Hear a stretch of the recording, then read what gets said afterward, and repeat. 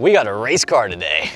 At least according to my shirt, that's a Camry. It's the same car, right? The Cup Series NASCAR. Yeah, that's the one, yeah. That's the same. This is definitely not a purpose-built chassis with the stickers on. It's the same Camry.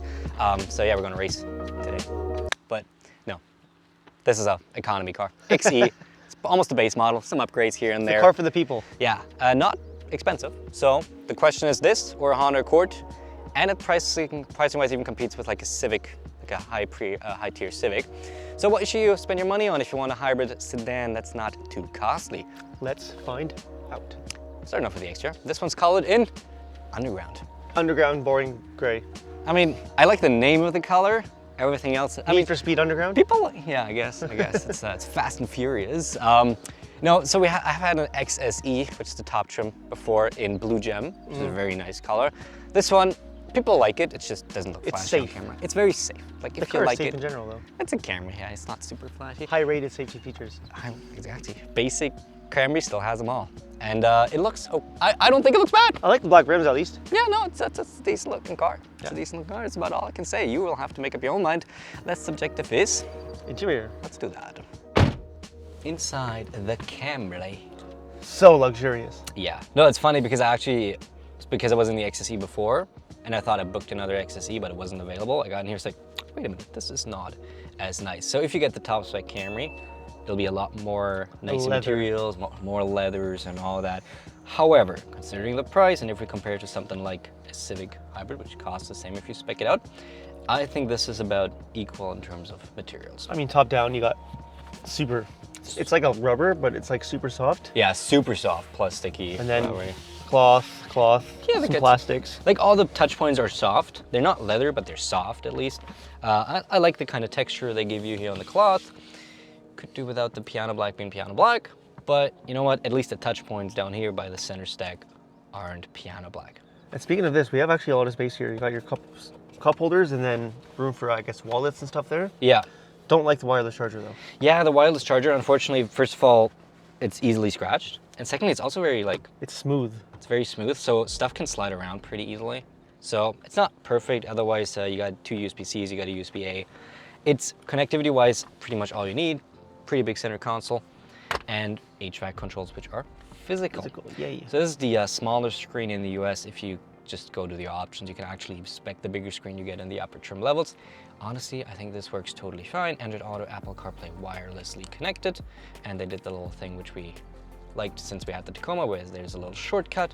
So no complaints with that. Gauge cluster is also the smaller digital gauge, it's not the full screen. Totally fine. Totally fine, works the way it should work. I have zero complaints. Steering wheel, soft. We got a heated steering wheel, heated seats. Yep, pretty good. No ventilation, that's for the higher top trims. No heads-up display. No heads-up display, which is also a top trim feature. But hey, I think these seats are pretty comfy. Yeah, they look kind of sporty. Yeah, I like the white little texture. And we got some mix of materials, so they did spend some time to make sure that this looks a little nicer and feels a little nicer. Mine's electronic, no memory. Yours is fully manual. Works fine though. Exactly. Just like our manual sunshade for the sun. Roof back seats. Not bad, honestly. Like I give it like 80 out of 100. Yeah. The only weirdness might be that it's like the Jimmy Jam kind of cup holders, which just flop down. But that's fine. You got your own climate. You got USB-A, USB-C.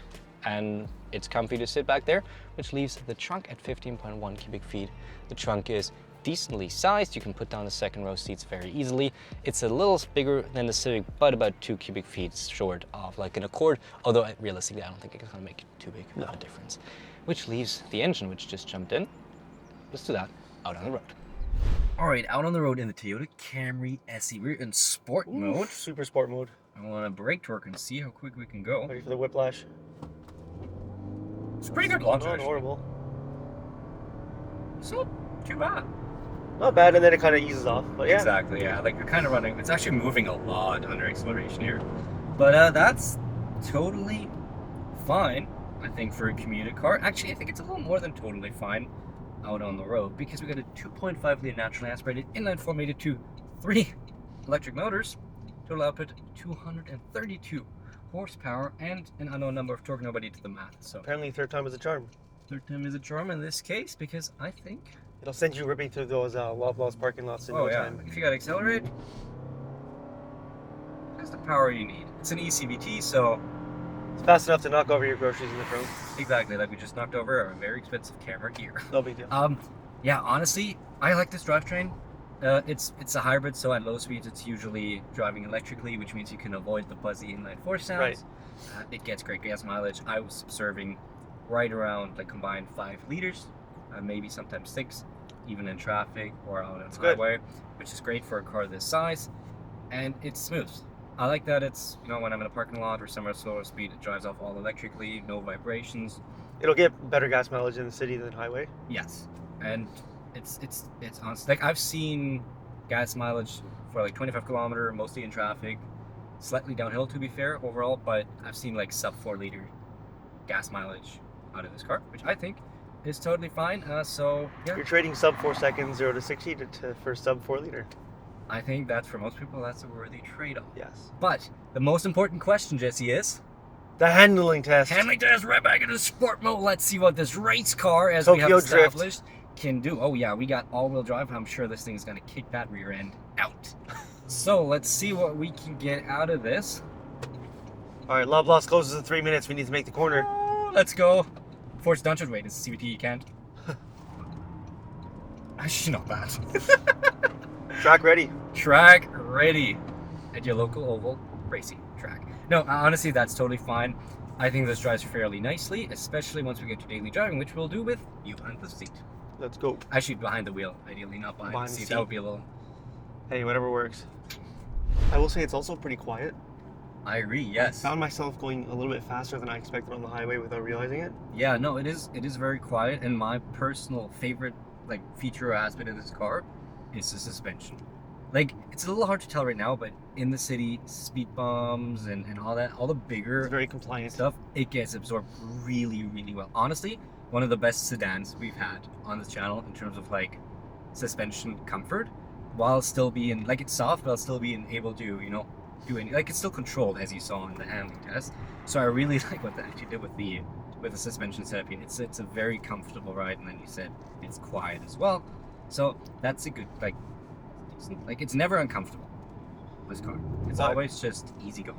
as we come to a stop sign, I will say the brakes are a little bit mushy.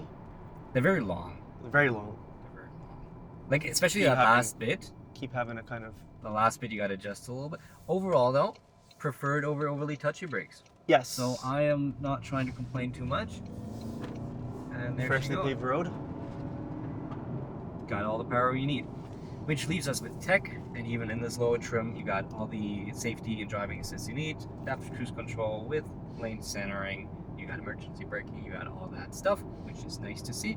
Leaving us with price and value. So, AS-spec, this clocks in at $35,600 US, roughly 41,000 Canadian. And it can be had cheaper, right? Like without a few features. Exactly. In the US, for example, you can get rid of all-wheel drive if you want that, and there's a few other things you can get rid of to drop that price down a little more.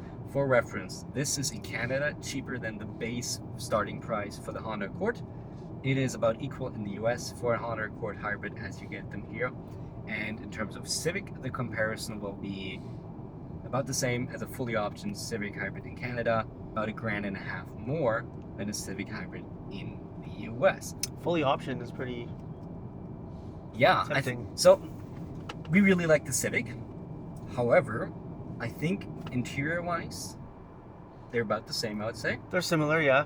Plus, you get a little more extra space, a little more horsepower, although you got a bigger car. So I feel like the Accord was a little bit nicer inside, though. then this, yes, nice on this, Yes. but that was also top spec. True. Then you can spec up to the top spec Camry here, which gets you to about 46 Canadian, which I think it's worth it because you do get a lot. You get way more leathers, you got ventilated seats, memory seats, bigger screens. You get a lot of stuff for that, so I would consider that. But I think this still is a pretty good, like if you're looking at a Civic and you're thinking top spec Civic, I don't think this is actually a bad choice whatsoever to just go a little more base. Depends what you like the look of, I guess. Yeah. Right?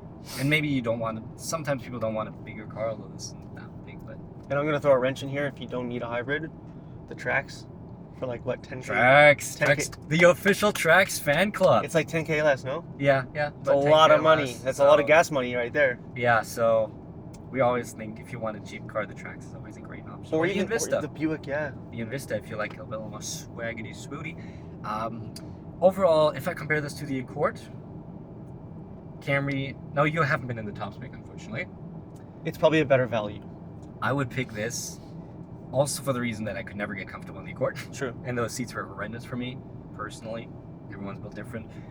But yeah, I pick this over the Accord. But both are good cars. Like, it's just kind of personal. It honestly is brand preference at this point. Are you team Toyota? Are you team Honda? Let us know what you are. But which one would you pick? Oof. Camry, Accord, Civic. Civic? Probably Civic. You're Civic. Come on, Team Civic. I'm Team Camry. And that is a 2025 Toyota Camry SE. Awa. Thank you for watching this video on JC Cars. Pure testosterone! Oh! What the f is this piece of shit? If you guys liked the video, don't forget to hit the bell and subscribe. Should I just drive into a tree now, or? And we'll see you next Friday at 8:15 a.m. Eastern for a whole lot more fun. Bye-bye.